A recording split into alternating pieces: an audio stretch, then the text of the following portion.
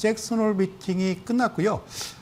제가 이제 지난주에 이제 말씀드린 대로 그 말씀을 드렸어요. 그죠? 예. 처음에는 잭슨 홀 미팅 끝나고 이제 그 제롬 파월 의장이 기준금리는 더 긴축으로, 그러니까 더 올려야 된다라는 매파적인 발언을 했다고 그래서요. 주가가 이제 그 미국 시장도 이제 크게 이제 급락했다가 나중에 이제 반등을 줬는데 제가 그 말씀을 드렸어요. FOMC 연준 의원들도요, 이제는 이제 그 반반씩 갈립니다. 예. 의원들이 이제 50%는 이제는 이제 더 이상 기준금리를 올려서는 안 된다. 이제는 뭐 동결 내지는 예, 금리 인하로 가야 된다는 쪽이 있고요. 그 나머지 외 50%는요, 그래도 아직까지는 저 금리를 더 올려야 된다라는 그런 이제 위원들이 있습니다. 그러다 보니까 자, 중립적인 위치를 지켜야 되는 파월 의장으로서는 어느 한쪽 편을 들 수는 없잖아요. 그죠? 예, 그래서 어떤 매파적인 발언, 비둘기적인 발언을 어느 한 가지를 두지를 못하고 그러니까 매둘기 발언을 하는 거죠. 매파와 비둘기. 처음에는 그런 얘기 했죠. 예, 기준금리를 더 올려야 된다라는 이야기를 하면서 그다음에 이제 뒤이어서 하는 얘기는 어쨌든 이제 그 지표를 봐야 된다. 뭐 개인 소비 지출이라든가 뭐 소비자 물가 지수라든가 몇 PC, 그다음에 CPI 뭐 여러 가지 지표를 보고서 그리고 결정하겠다. 제가 이제 지난주에 이제 말씀드린 게 그 얘기거든요. 그러면서 9월 달에는 좀 신중하게 생각해야 되겠다. 좀 지표를 보자라는 얘기거든요. 그래서 연준 의원들도 그렇게 생각하겠죠. 뭐 지표가 사실 어떻게 나오느냐에 따라서 예, 금리를 올릴 것인지 내릴 것인지는 자기들도 이제 동의를 한다라는 얘기죠. 미국은 사실 어떻게 생각하면 진퇴양난입니다. 한 발짝으로 더 나아갈 수도 없고요. 한 발짝으로 물러설 수 없는 그런 상황이 미국의 상황이다라고 보시면 됩니다. 2008년을 한번 돌아가 봅시다. 그죠? 그때 서브프라임 모기지론이라고 그래서요. 자, 도저히 대출을 해줘서는 안 되는 등급이 낮은 그런 친구들한테 아무 생각 없이, 그죠? 부동산 담보대출을요. 무려 시가보다 약 120%를 대출을 해줘서 또 그 상품으로 또 파생을 만들어서요. 전체적인 전 세계에 위기를 불러왔던 그 사건 때 미국이 그나마 돈을 풀면서 저 정도 버틸 수 있었던 이유는 중국이란 나라였습니다. 중국에서 생산된 인건비가 싼 제품들이 미국으로 들어오면서 그나마 그 위기를 견뎌냈다. 여러분들 다 아시는 내용일 겁니다. 그러면 지금 위치에서도 제로 코로나 정책으로 뭐 전 세계적으로 마찬가지겠습니다만 2년 반 동안 전체 셧다운을 시켜놨기 때문에 중국도 사실 그렇게 썩 좋은 건 아닌 그 위치에서 미국이 그래도 강달러 그 위치를 계속 패권을 유지하기 위해서는 그 이유 때문에 물론 이제 돈을 풀었던 거를 다시 빨아들이는 그 역할도 했습니다만 자, 여기서 금리를요, 예를 들어서 미국이 동결 이후에 금리를 내린다라고 그러면요, 중국 입장에서는 땡큐입니다. 상당히 좋은 포지션을 취할 수가 있는 거죠. 지금 이제 뉴스에 나오는 건 중국에서요, 지금 GDP의 약 25%에서 30% 차지하는 중국이란 나라가 지금 뭐 부동산 문제 때문에 상당히 지금 좋지 않다라고 여러분들은 저도 뉴스에서 그렇게 접합니다만 어쨌든 뭐 중국 쪽 얘기를 들어보지 않았으니까 우리가 들리는 뉴스는 그렇더라. 그 말씀 드릴게요. 그러면 미국과 중국, 자, 두 나라 빼고 자, 전체적인 총 4가지를 우리가 좀 위험수단으로 글로벌 시장에 사실 악재로 받아들일 수 있는 내용을 뽑자면요. 미국의 기준금리가 어떤 방향으로 진행될 것이냐, 긴축 완화냐, 긴축이냐, 그리고 두 번째는 중국의 그런 부동산이 어떻게 변화될 것이냐라는 거고요. 자, 그런데 중국 입장에서는요, 그 건설업체가 그 집을 지려면요, 피부 대출처럼 돈이 필요하겠죠. 그럼 어디서 가져옵니까? 은행에서 가져오죠. 여러분들 아시죠? 중국의 은행들은요, 다 나라에서 운영하는 국영은행입니다. 그러니까 다 사장이 그렇죠. 중국 정부다라고 보시면 되고요. 자, 그러면요. 개인 국민이라고 그럴까? 인민이라고 그럴까요? 자, 중국 국민들도요. 아파트를 사기 위해서는 자기 돈이 모아놓은 알토랑 돈도 있겠지만 대개는 담보대출을 받습니다. 그죠? 담보대출을 어디서 받습니까? 은행이겠죠. 대출 받아서 그렇죠? 대출 받아진 아파트를 샀는데 자, 이제 부동산 경기 문제가 잘못됐다라고 한다면 자, 중국에서 취할 수 있는 시진핑 주석의 방법은 한 가지요. 이미 그런 이야기들이 솔솔 나오고 있는 게요. 10년 유예라는 얘기입니다. 자, 일단은 그 건설업체든 그리고 저 아파트를 분양받은 그 분들, 국민들도 자, 10년간 유예, 원금 이자 갚지 마 이렇게 해버리면요. 큰 문제가 없겠죠. 그리고 또 어떤 수요를 해서 완공을 시키겠죠. 자, 중국이란 나라를요. 그렇게 쉽게 볼 사안은 아니다는 말씀드리고요.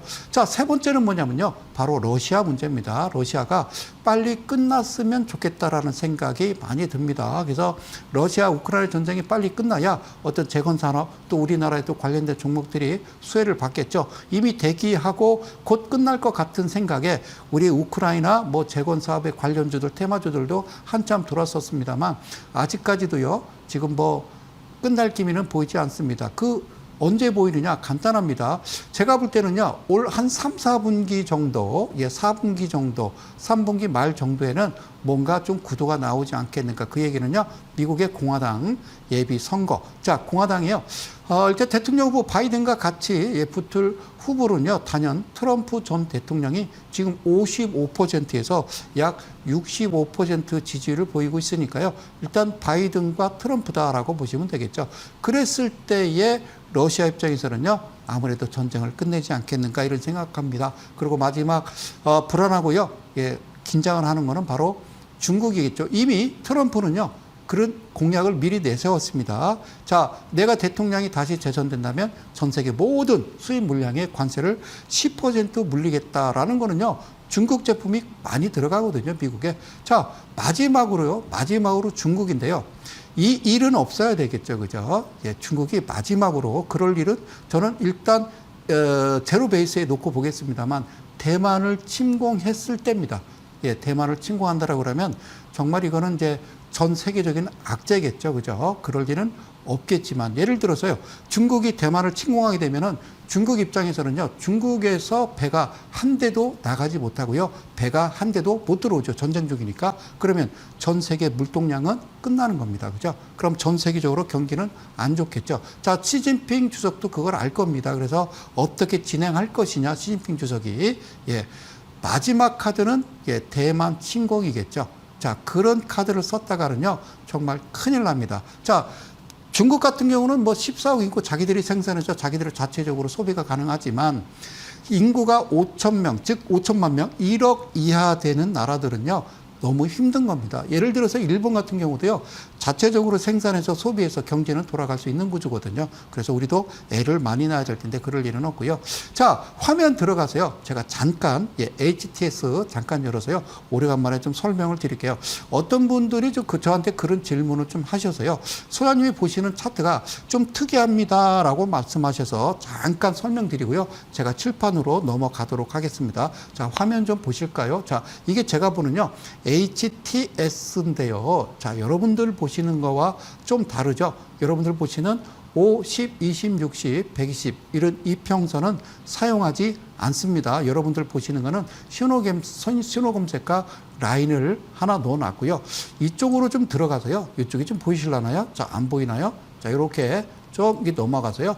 이쪽을 보시면요. 제가 여러분들 보시는 거와 좀 다른 겁니다. 제 사진 내리고 차트를 보여줬으면 좋겠네요. 자, 여기서 지금 하나하나 지금 차트를 제가 집어 넣습니다. 다이어그램, 사이드, 그리고 컨터. 여기서 보면요. 이평선들, 여러분들 보시는 이평선과 제가 보는 그런 이평선은 확연히 다르다는 것을 여러분들한테 좀 보여드리기 위해서요. 지금 차근차근 하나씩 지금 보여지는 이 그림들을 여러분들이 보시면서 어떤 생각을 드시나요? 자, 우리가 지금 보고 계시는 이 보조지표 약 40여 가지. 자, 그런 것들은 저는 절대 여러분들과 함께 하지 않고요.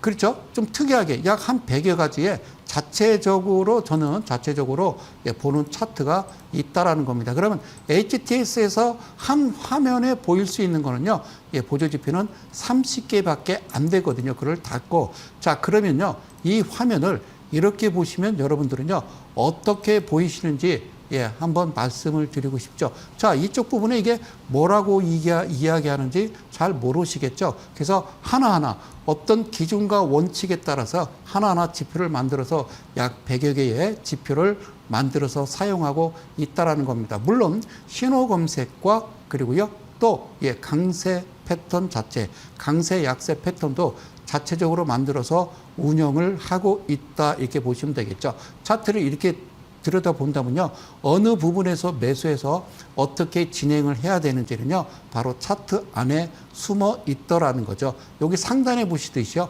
모든 지표들을 하나하나 제가 꿰뚫어서 만들었다는 말씀을 드리고요. 저는 여러분들이 보시는 물론 그게 나쁘다는 건 아니지만 그거는 보조 지표고요. 저는 보조 지표가 아닌 정상적인 지표를 보고 있다라는 말씀을 드리고요. 한 가지 더 말씀드리고 싶은 건요. 우리가 이제 가끔 보면 조건 검색이라는 말을 좀 합니다.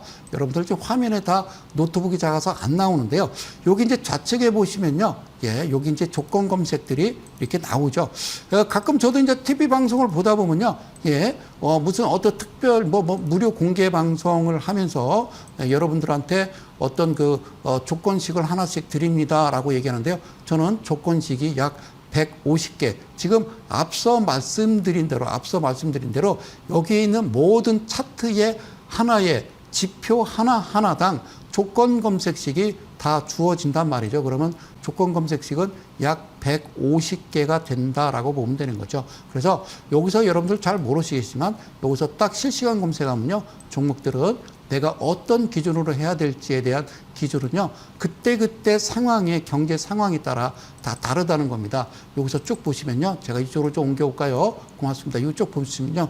조건 검색식 되게 많거든요. 그리고 조건 검색식은 일단 HTS에서 각 증권 40여 개 증권회사에서 나름대로요 심혈을 기울여서 만들긴 합니다만 제가 볼 때는 아직까지는 좀 많이 미흡하긴 합니다. HTS가 앞으로 한 5년, 6년, 7년은 가야 5년, 6년 정도는 가야 좀 정확하게 종목을 좀 추출할 수 있지 않을까라는 생각을 좀 해봅니다. 그래서 예를 들어 이런 식으로요 종목이 뜨는데 오늘 논하는 종목은 라이콤, 비즈니스온 이렇게 종목들이 나왔네요. 자, 이런 보조지표 자체도요. 여러분들의 기준과 원칙에 맞춰서 어떤 지표에 맞춰서 하나씩 나오는 게 그게 맞다라는 말씀을 드립니다. 늘 말씀드리죠. 이 안에 포함되어 있는 제가 늘 이야기하던 풍류 캔들이라고 있습니다. 그죠? 네, 세 가지 경우다. 양양양양, 양음양양, 양양음양.